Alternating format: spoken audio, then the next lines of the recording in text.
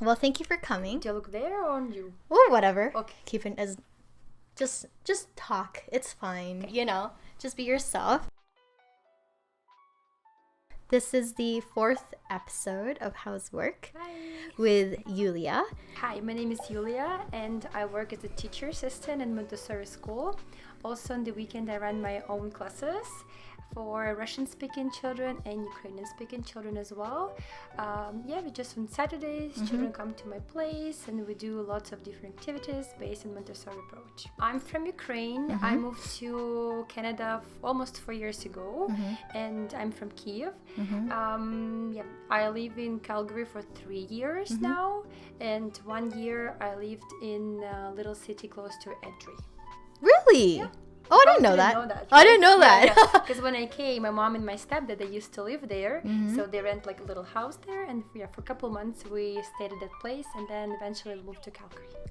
So actually, Yuliia and I work together at the same private Montessori school. I work with the toddlers. So my children are from 2 to 3, sometimes 3.5 years old. Yeah. And then I work with kids that are ages 3 to 6. My mom, she moved to Canada almost 7 years ago. She came here as a brewmaster. She had her work visa. Then at that time I was living in Germany, so all my plans and kind of like a life goal, it was to stay in Germany and always live there because I really like this country. I like this culture, people, and just the lifestyle by itself. Then my mom, she met a guy here in Canada. Canada. That's a cuter name in Canada. That's so much cuter. In Canada. Yeah. And turns out that he's actually German too, right? Wow, okay, yeah. And she said to me, why don't you come here and try? Because Germany is a beautiful place, but it's a bit tough to be there as an immigrant. And we just applied for the visa. I got it pretty fast, and I came as a family reunion, I would say. Yeah. And that's how my Canadian journey started. Well, I didn't leave Ukraine completely to go to Germany. It was a student program because in Ukraine I finished university and I'm a teacher of German language.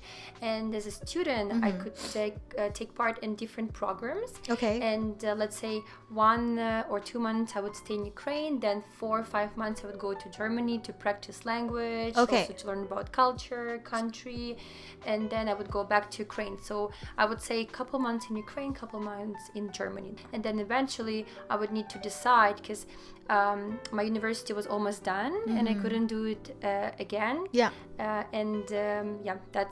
That was the time when I had to decide. So do I actually want to move to Germany or I should stay in Ukraine? Right. And I was trying to find different ways. How can I stay in Germany? Yeah. But it was really hard.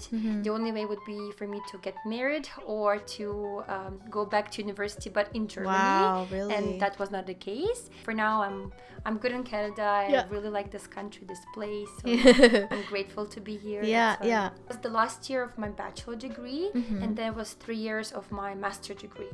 It was so the first year it was just like main subjects like literature, history, economics, even biology and all of that. The name of university is National Dragomanov University in Ukraine in Kyiv. Wow, that's such a long name. It is. Yeah. And then so the second and third year of university we would dig into like a specific topic like German culture, German language, German literature, and then the last years of university it would be only German language. Well, in English as well, here and there, but main focus was like everything about Germany and German. Well, actually, it's a funny story because at that time when I just graduated from my school, I had 5 different universities, and 4 of them, it was about economic, business, like everybody wants to be in this field, right? That's where you can make money, I guess. Yeah. And then 1 university was about teaching and languages. And then when I applied for those universities, I got all the positives replies for all of them. And like you got approved by all 5? All 5 universities. Oh my God, accepted my application. Yeah. And now it was like time, okay, now I have to sit down and kind of think about it. Like, do I want to be, I don't know, like a accountant or I want to teach.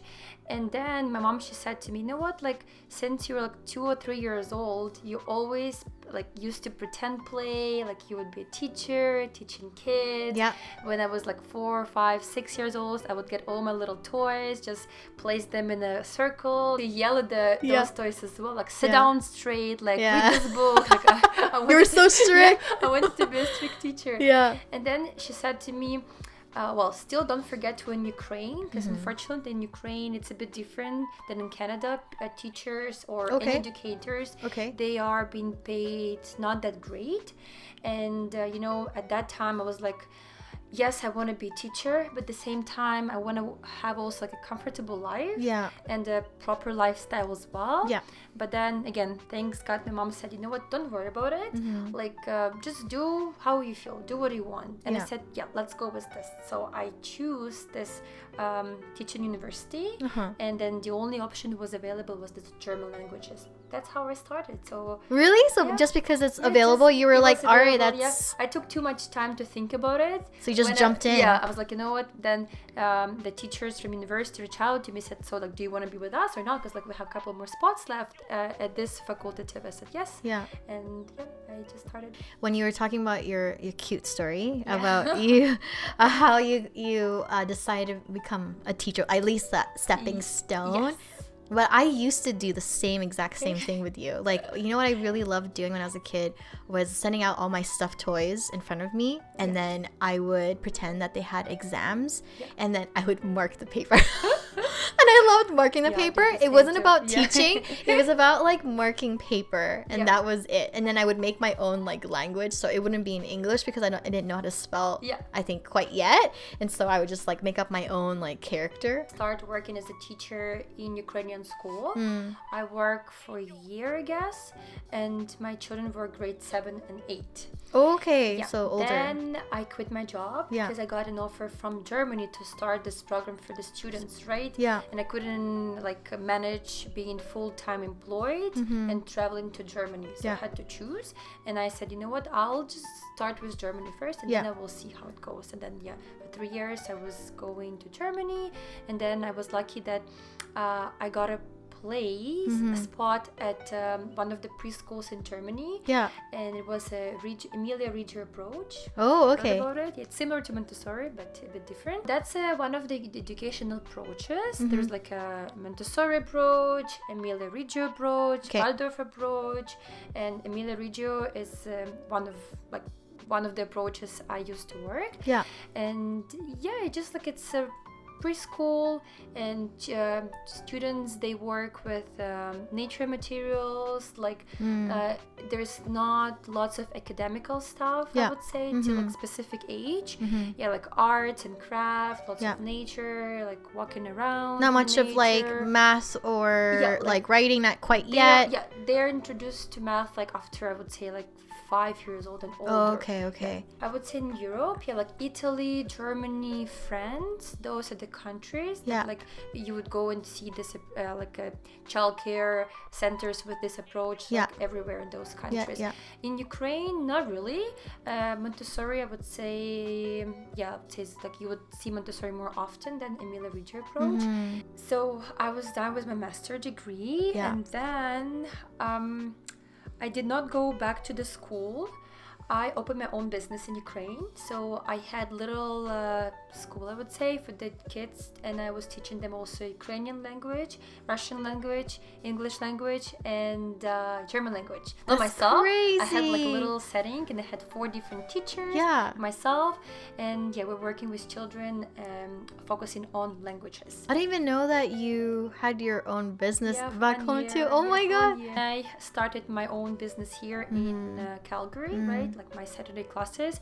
That experience was really useful because I knew how to organize, I knew how to reach out to parents, how to do the classes with the children, set up a curriculum so that how it works. So that educational, the experience from back home helped me a lot. That's amazing. It was amazing. I was crying when I had to leave Germany, because Germany is also, it's very unusual country, but you need to feel it. Like, I don't know how to explain that. It just like people there are very strict. Yeah, okay. They're not all of them are open-minded, but they're hardworking. They're always honest, always fair enough, and that's what I like. Like I like when people, like when you talk to somebody and you know that you'll get honest opinion. Oh, yeah, I love that. Yeah, that people are just supportive as well. And like myself, it's an immigrant in Germany. Yeah, I felt great. Yeah, because I found lots of friends. People there are sociable and they like nightlife a lot. Yeah. So, like, and also I work in Germany as a hostess. Okay. And as a bartender, I would say, not a bartender, but like I was helping a bartender. Okay, hostess in a a bar/restaurant kind of deal. Kind of, yeah. Yes. So again, I'm here in Canada almost for 4 years. Yeah, I'm so not too sure like, right now, right? Yeah.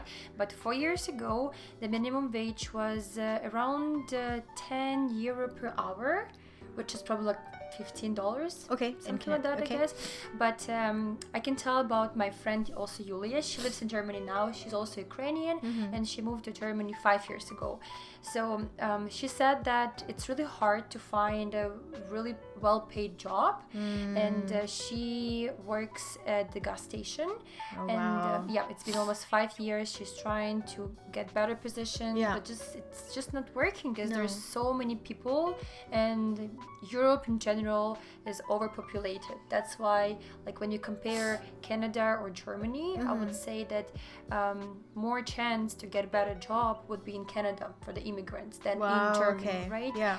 So my friend Yuliia, she says that it's really tough, and now she works at the gas station and she's been paid 11 or 12 euro per hour, which is nothing basically. At the end, my mom, she called me and she said, you know what, never mind Germany, get all your stuff ready and welcome to Canada. I would say yes, definitely. Like, I don't see myself living in Canada for the rest of my life because I'm very open-minded and I would like to travel, and I even want to try live in China eventually, or really China? I don't know why. Okay. I want to try that, right? Yeah. And I don't have children now, so like, why not? Yeah, why not? I mean, that's what. I mean, you're also 26. Yes, I'm 26. You're 26. It's like the whole world is your oyster, essentially. So why not? I mean, even for a 32-year-old, I feel like I still have the chance to still like go if I wanted to. There's always a chance. There's right? never like a limitation to that. You are. If you have a goal, you know what you want. Yeah. Just follow that. Yeah. Even if you're scared or you don't know like what to expect, just do it. If you want to, just do it. That's it. Yeah. Because again, it's always easy to come back, but what if you won't have this opportunity again to go and visit this country, to go and try yourself and live in another country, right? Right. That's why when my mom said, come try yourself in Canada. Yeah. And you did. You took the chance, right? Yes. Really unusual to me. Okay, yeah. It's something that I don't know much about, like Asian culture. Asian culture in general. Yeah. Yes. And again, when I used to live in Ukraine, I was always like thinking just about like European countries, like even Canada or US, China. It felt like it's so far away. It feels like it's like, I don't know, it's like even if I say, go to the moon right now, right? Yeah. It was so far away. I didn't know what to expect. Yeah. I didn't know about people in these countries. Yeah. But then I came to Canada, and I remember myself going for first time in Chinese superstore. Yeah. TNT, I guess it's called. TNT. And, the TNT stores. I felt so strange. I'm like, oh my gosh, like I'm 24 at that time. Yeah. And there's so many new things around me. I never seen them in my life. Yeah. And just like in general, I was like surprised and I felt so great and amazing. And actually TNT made me do lots of research about China, Chinese culture. Yeah. Then I start making lots of friends in here, including you. Yeah. And like slowly, I got introduced to this new culture. Yeah. And just I don't know, like I fell in love with Chinese culture as Yeah. well. So eventually one day I really would like to go there, at least visit for now. Yeah, yeah. And then Not quite live there quite yet. Not yet. Just, Yes, just you have visit to for visit now. first. Yes, and of then I'll course. see. I just start looking for any child care related jobs. That's how I got my first job, just a regular daycare, and I worked there for 1 year, a Okay. couple months. Yeah. And I worked in the preschool. Then they moved me to the toddler room for a couple months, and then they opened up a new center within the same company for the infants. So Okay. that being said, I got different experiences in With all age groups, hey? working with Yeah. children of different age groups. Yeah. So I worked for 1 year, and then I felt like was just something not right, and I didn't actually like that job, and maybe like the management of the child care center or like the center by itself just was something not for me. And I started looking for another position. Yeah. And that's how I found Maria Montessori Educational Center. What year was this? It was I don't remember, like 2 years ago, right? Yeah, yeah. This is my third year with our school, so yeah, almost 3 years ago. 3 years ago, yeah. Yeah, and I applied there, and I applied so many times, but nobody called me. I didn't get any reply for like the next 6 months until Christmas time, actually. Then this is the story about how important to know right people. Oh, yes.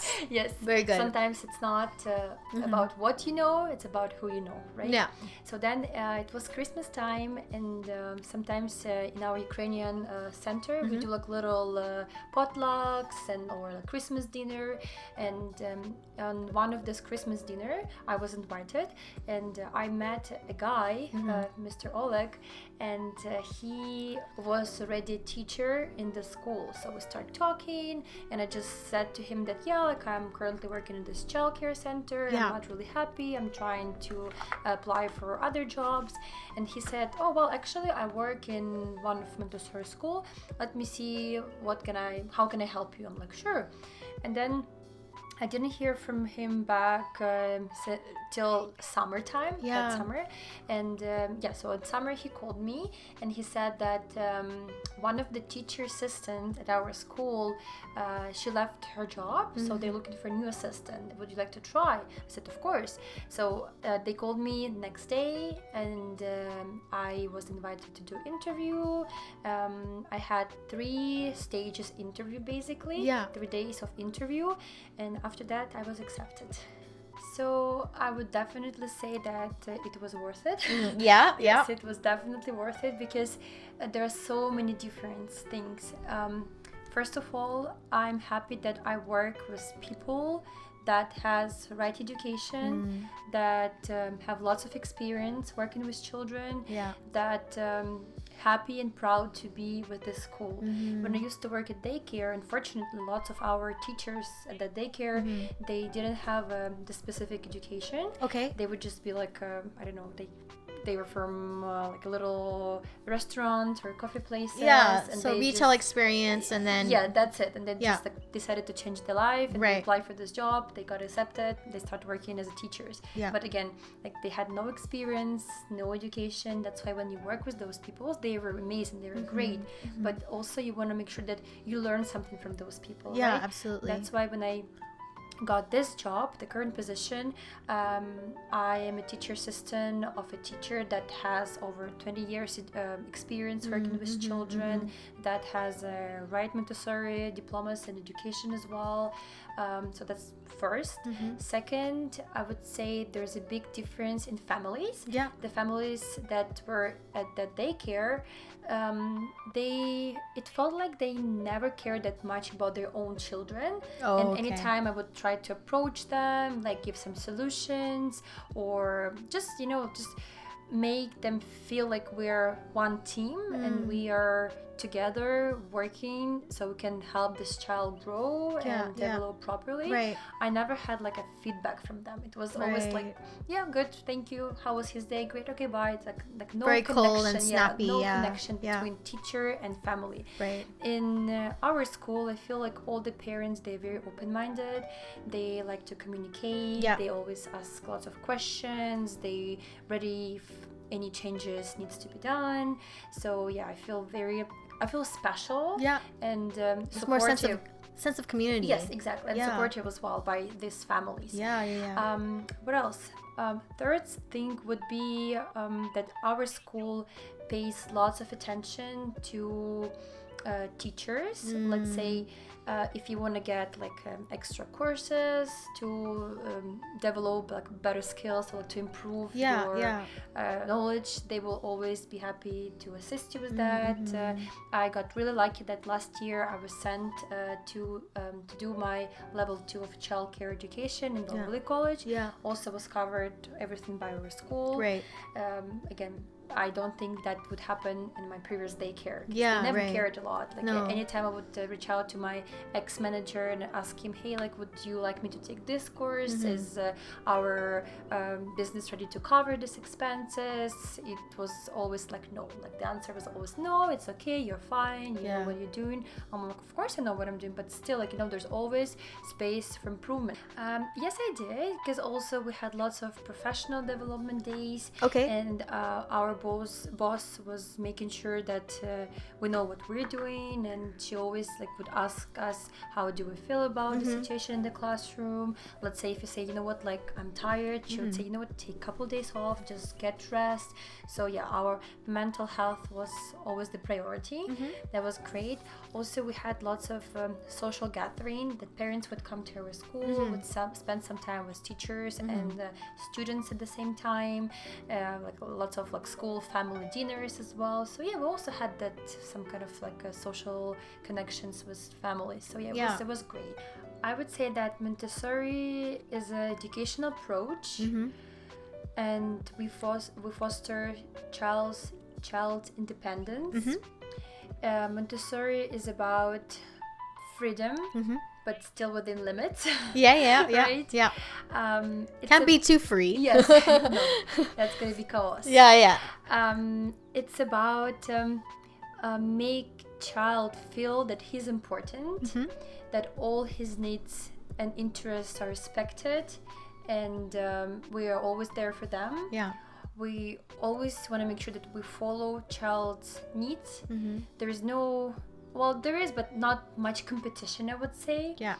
And lots of respect. Our goal as a teacher in a Montessori environment is to set up right environment, to put right activities and work on the shelf, and then child can choose. I mean, I personally think it's such an exciting experience to be in a Montessori school. On the positive side, okay? It's like on the positive side, let's talk about positive side, is that it's so exciting to see the children grow. It is like the most exciting part. And I think a lot of people, I think outside of the education system, like a lot of my friends, they go like, I don't know how you do it. I can't do it, you know? And it's like, or there are other people who are like, oh, it looks so easy. Like, what an easy job. Whatever, you just monitor them, that's it. No, it's more than monitoring them or just like, chatting with these kids. It's like also, even as assistants, I feel like, I don't know if you would agree, but I also feel like there's that sense of responsibility. As much as our job is kind of a little bit on the sideline, we still have a responsibility to make sure, hey, they're still on track. They're still learning, they're consistently still improving, and for example, they're finding gross motor skills. That's really important for children too. And so you want to see that difference, that change, right? That improvement. Right. In Alberta, there are 3 different levels of early childhood educators: level 1, level 2, level 3. Level 1 lets you to be just teacher assistant. Then level 2 and higher, you can be full-on teacher as well. Then apparently something has changed in this educational system. And nowadays, one of the teacher in preschool classroom should have at least level 2. And that also gives you that top up on top of your hourly wage too. That's right. Based on your level, the government will send you extra money. Yeah. Top up to your salary. Yeah. So it's like level 1 would be like $2 and a couple cents, and then level 2 is $4 and a couple of cents, and then level 3 would be $6. Yeah. But level 2 and level 3 is essentially like a diploma. It's not just about childcare education, it's also about management, how to manage your own childcare business. And if eventually I would like to have my own school, I feel like level 3 will be really helpful. The dream of my life, it's to have a educational center for children, so it would not be only childcare. I see it as a big building with different classrooms, and let's say first classroom would have childcare settings, then next classroom would have just like language lessons for kids, then next classroom would have some kind of like educational classes where kids can be dropped off like for 2 or 3 hours and then go home. Then on the second floor it's going to be like an entertainment section where kids can do their birthday parties or just like little events, and I would also add like a little museum. What would you call it? I would call it the Pineapple School. I don't know why. Just since this idea is in my head, I always see it as like a nice building in a pineapple shape, and that would also have a pineapple name. It's so funny. Is pineapple even your favorite fruit? It's not at all. No, I like just the shape of it, and that's it. I don't know. I just want to have a little pineapple school. Yeah. So hiking. The hiking. First one, I like hiking. Yes. Love walking. I like walking, biking. So any type of sport. I would say. Right after work, of course, sometimes we might have like really difficult days when children they just don't listen to you, they're not in the mood, but it's always very important to remember it's not about you, it's also about the child. You've been such a great guest. Thank you. Thank you for this great experience. It's actually my first time doing all of this. And you did so great. Thank you. You're such a natural. Your answers were on point. No, but I really appreciate you for making time, especially after work, for both of us. And today's Friday. It is Friday, yay! You got so much going on this weekend, so thanks for making some time for this interview. And then I always say this at the end of the video, but if anyone's watching and they have any questions for Yuliia, I'll make sure I can. Feel free to reach out. Yeah, I'll even send those questions in to Yuliia, just in case there are some things that I didn't ask and that you're curious of. I think Yuliia would be very comfortable in sharing and answering those questions. Definitely, yes. Yeah, so again, thank you. Thank you so much. Bye.